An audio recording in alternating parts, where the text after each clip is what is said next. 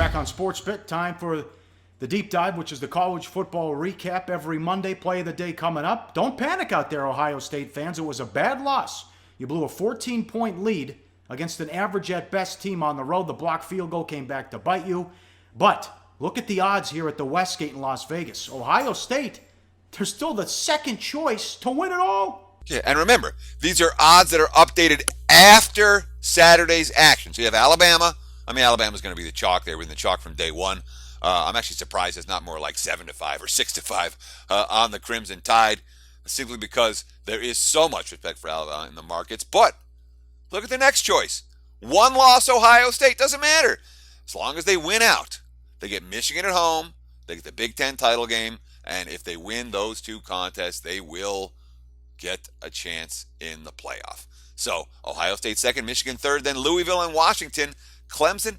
And look at West Virginia. They're not getting any respect yet. No surprise, though. The Mountaineers don't have the feel of a title contending team. They do, however, have the feel of a team that's still being disrespected by the betting markets a little bit. We'll talk about them in just a moment. Now, here's a good question.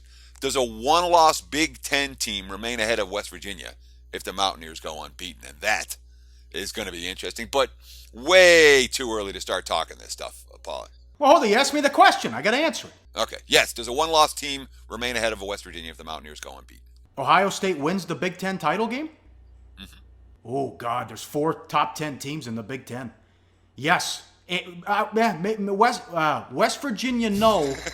Well, hold on. West Virginia, no. Baylor, yes. There's no way they're putting Baylor in with that horrible non-conference. But, man, that's a hell of a resume for the Buckeyes if they run the table. Because they're going to get Wisconsin or Nebraska in the Big Ten title game, too, assuming they beat Michigan, too. Oh, man. Yeah, they'll be fine. Ohio State, for an October loss, it's a bad loss, but it's not a season killer. Not even close. Bad beats. The Hawaii Air Force total bet from 62 down to 57.5. It fell 40 in regulation and went to overtime. Yeah, and went to overtime and fell 61 in OT. Oops. That's brutal. Those OT unders, the overtimes that kill you under, and not just one overtime. It needed 2 overtime to kill all that under money.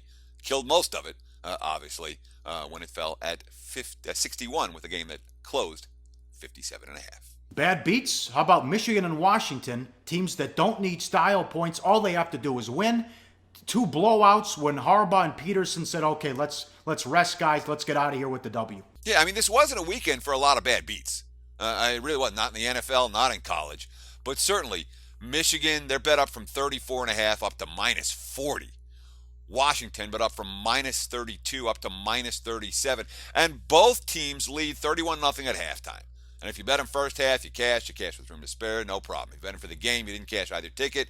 Harbaugh called off the dogs. Peterson called off the dogs. And again, 4 teams like Michigan, like Washington, there's no reason, there's no motivation to run up scores. All they got to do is win and stay fresh. And that's why we saw so much boring football in the second half of those 2 blowouts. Mississippi State was bet up from 3 to 6.5, and they scored 40 points and still couldn't cover against Kentucky. Yeah, you can't cover an SEC game, even against Kentucky, when you allow 250 on the ground and 250 through the air. I mean, not a good performance for that Bulldogs defense on the heels of that overtime loss at BYU. I didn't understand the Texas money. They lost at K-State. And Missouri bet up to 9. They lost at home. Homecoming at Middle Tennessee State. Oh, yeah. I mean, I'm already going to take the under on the Barry Odom here in Mizzou.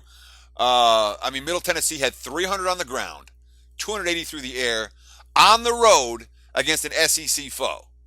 All right, that's not a good defensive performance for a team that has lived on defense in recent seasons. And Missouri, they were bet up from minus 6 to minus 9. Texas, I mean, they were plus 3 at the opener. They closed the favorite. It was all the Jesse Ertz show in that game. The Longhorns did cover another second-half wager, though, in defeat against K-State. And Texas' second half has been a real good bet so far this season, which tells me that I have to make more excuses for Charlie Strong. When you're covering second half, the coach is doing something right, period. I watched this game. This was wildly entertaining and unexpected. Utah, UCLA under, bet down from 45 to 42. Rosen was out. The backup came in and lit up Utah, and Utah's running back, Williams, had 300 yards rushing. This was a crazy game where both teams got the total by themselves. Yeah, when the under gets steamed and then both teams go over the total by themselves, yeah, that would be a bad bet. There's a number of them, Missouri, Texas. I mean, and you talk about Williams. What do you have? 332 yards and 4 rushing touchdowns. And UCLA's backup quarterback, what's his name? Fafau? It's 70 pass attempts, 464 yards. Yeah, he threw 4 picks. He also threw 5 touchdowns.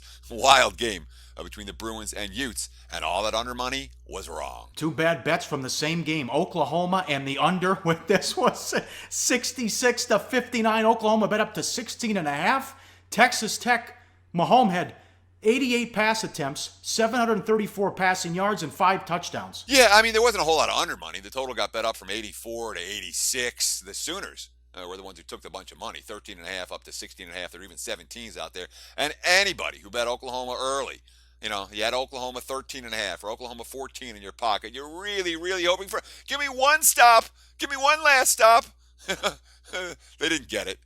And that Oklahoma defense with Mahomes, as you mentioned, throwing for 734 yards against Oklahoma's defense. That's why Oklahoma's not going to be playing for a national title this year. Offense is just fine. Defense, not so much, although it's a little bit better than the Red Raiders defense. Wild game there. All right, bad for the books, rapid fire. Look at this, a lot of money on Rutgers. They almost won at Minnesota. Yeah, and that was all wise guy money. Rutgers plus 21 down to plus 17.5, and they ended up losing by 2. The best offensive showing for the Scarlet Knights in more than a month, and Gophers, not a team I'm comfortable laying 3 scores with, obviously. Neither were the markets with all of that Rutgers money.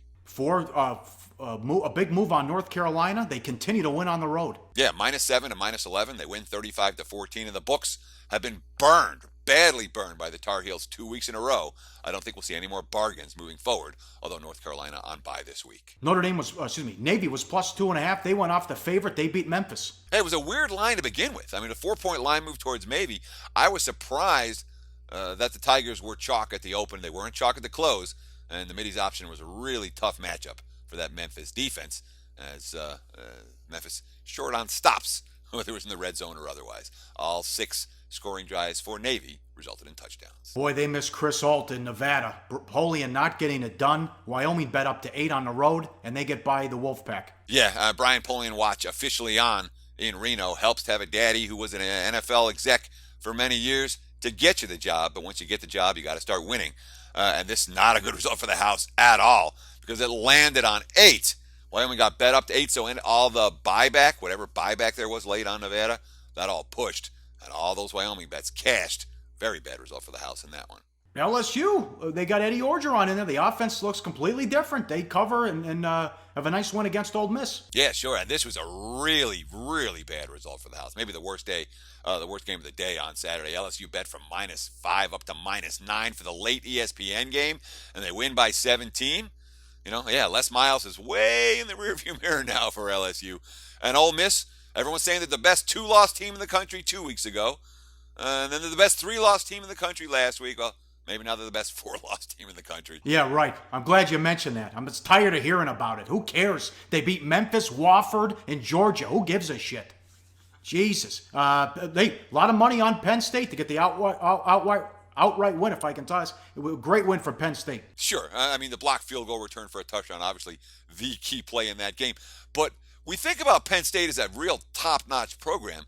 This is their first win over a top 5 team since 1998, and their first win over any ranked team in the James Franklin era. Franklin was on the hot seat a month ago. I think he has cemented his position for the Nittany Lions. And, of course, the under in that game, a real bad result for the house. A 4-point move towards the under, and it fell double digits under that 4-point move. So, not a good result for the books in that. Hey, guys, for the full video, go to sbrpicks.com.